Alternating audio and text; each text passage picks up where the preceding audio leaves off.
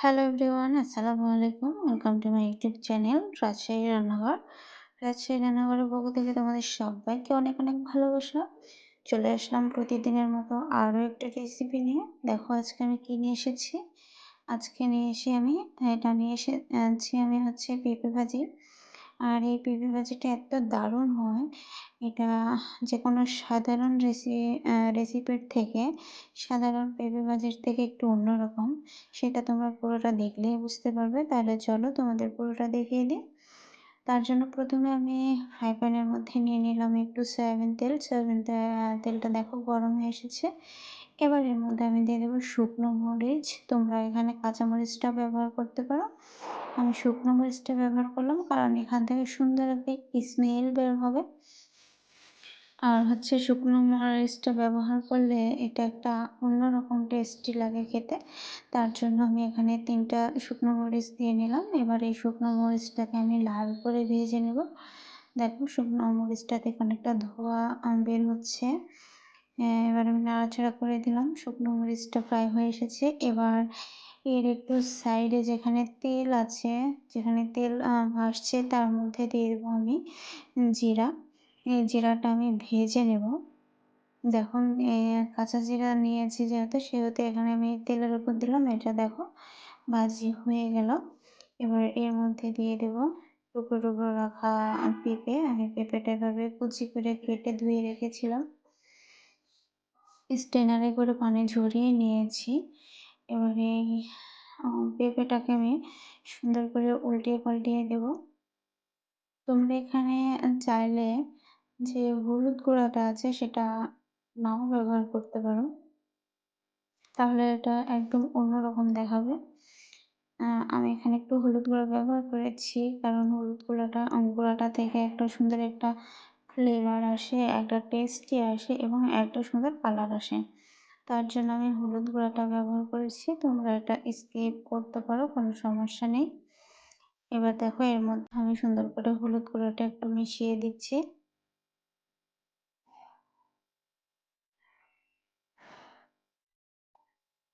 হলুদ গুঁড়াটা আমার নেওয়া শেষ। এবার এর মধ্যে দিয়ে দিচ্ছি একটুখানি চিনাবাদাম।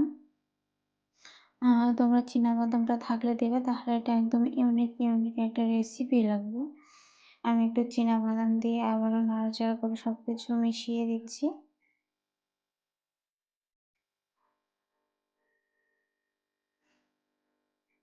দেখো আমার হলুদ এবং চিনাবাদামটা দেওয়া শেষ।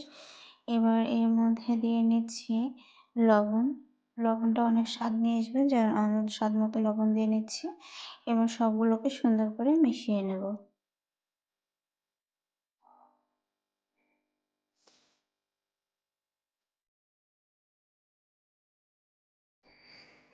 আমি সবগুলোকে সুন্দর করে মিশিয়ে নিচ্ছি। হলুদ, চিনাবাদাম, লবণ এগুলোতে সুন্দর করে মিশিয়ে নিচ্ছি।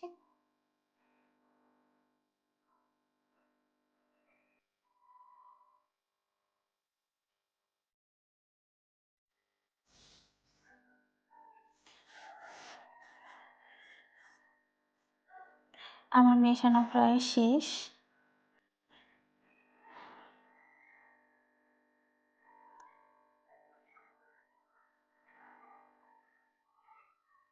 মেশানো প্রায় শেষ। এবার এই ভাজিটিকে আমি সুন্দর করে ঢাকনা দিয়ে ঢেকে নেব।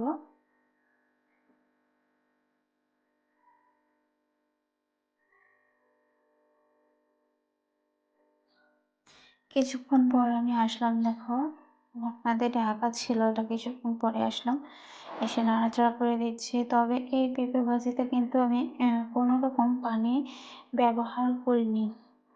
তোমরাও পানি ব্যবহার করবে না, তাহলে কিন্তু এটা নরম হয়ে যাবে।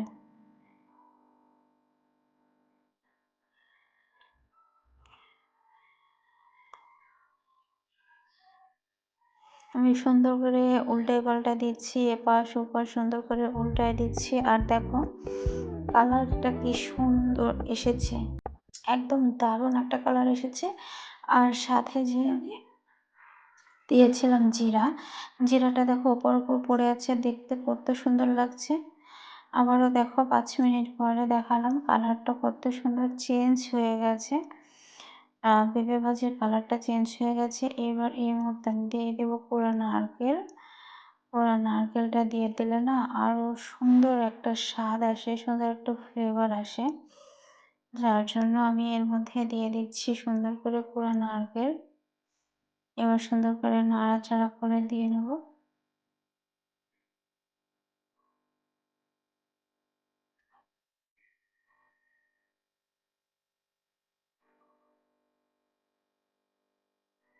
তোমরা যদি এখানে কোরা নারকেল না থাকে, যদি তোমাদের নারকেলের দুধ থাকে, সেটাও একটু ২ চামচের মতো দিয়ে নিবা।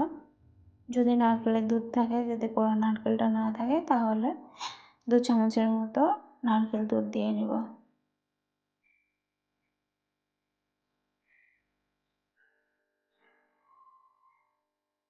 এভাবে আমি কিছুক্ষণ রেখে দিলাম। দেখো চলে আসলাম আবারও ৫ মিনিট পর আমার ভাজিটা প্রায় শেষ।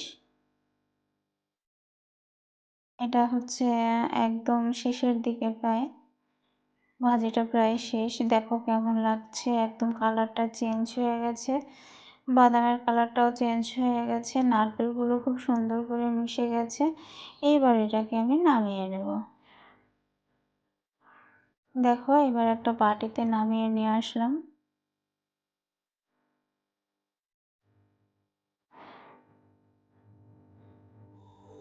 দেখো কত সুন্দর লাগছে। আমি তোমাদের এভাবে নাড়াচাড়া করে দেখাচ্ছি। কত সুন্দর লাগছে ভাজিটা। এটা ভাত দিয়েও খেতে পারবে, রুটি দিয়েও খেতে পারবে। যেকোনো কিছুর সাথে তুমি এই ভাজিটা খেতে পারবে। শুধু যেটা ভাতের সাথে খেতে পারবে তা না। এটা ভাতের চাইতে কিন্তু রুটিতে আরও বেশি ভালো লেগেছে। তোমরা চাইলে এটা রুটির সাথেও খেতে পারো।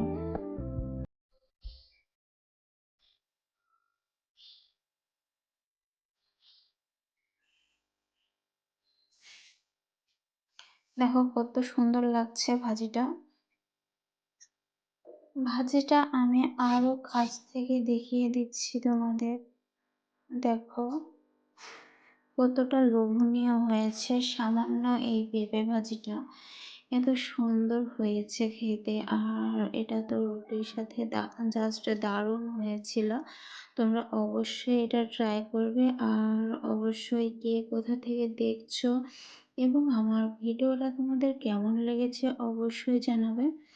আর বন্ধুরা দেখা হবে অন্য কোনো ভিডিওতে। সে পর্যন্ত তোমরা ভালো থেকো, সুস্থ থেকো এবং দোয়া করো আমার জন্যে। আর অবশ্যই আমার ভিডিওটা একটা শেয়ার করে দিও, পাশে থেকো। সে পর্যন্ত তোমাদের অনেক অনেক ভালোবাসা, অনেক অনেক দোয়া। আর বিদায় নিচ্ছি আজকের মতো বন্ধুরা। তোমরা অবশ্যই ভালো থেকো, সুস্থ থেকো। আল্লাহ হাফেজ। টাটা।